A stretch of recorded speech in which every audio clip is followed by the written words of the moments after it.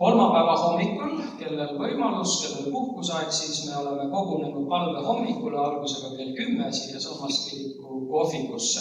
Ja kellel ei ole kolmapäeva hommikul võimalik tulla, siis äkki on neljapäeva õhtul võimalik tulla ja neljapäeva õhtul kell 7 toimub ka palveõhtu siin. Ja järgmine pühapäev tuleme taas kokku, kellel tahet ja innukust on, siis kell 10 on hommikupalve teise korruse spordisaalis ja samal ajal pakume ka kirikulistele hommikukohvi kell 10.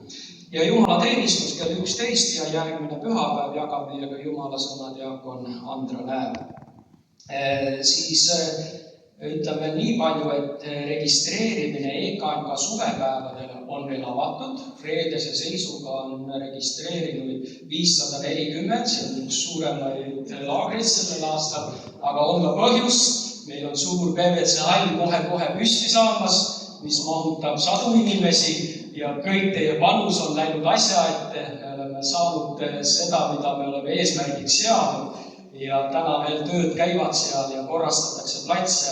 121 telki kohta on juba broneeritud, 24 karavani on broneeritud, aga ma usun seal Metsaal, kus on 10 hektarit maad, seal ikka ruumi on, nii et keegi ei pea selle tõttu tulemata jääma, aga veel on võimalik registreerida, nii et siis me seda hoiame avatuna veel hetkel. Aga tere tulemast kõigile, kes ei saa tulla kõik päevad 16–18 juuli me seal oleme, siis äkki õnnestub ka mõni õhtu või hommik läbi astuda.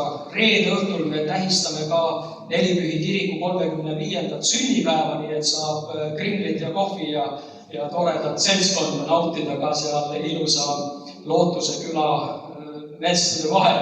Ja rongiliiklus sinna on väga hea Tallinnast, sisuliselt tasub raudtee kõrval see plats, aga kellel muidugi on kaugemalt tulla, siis tasub ikka teilt või karavan kaasa võtta ja saab olema eriline aeg.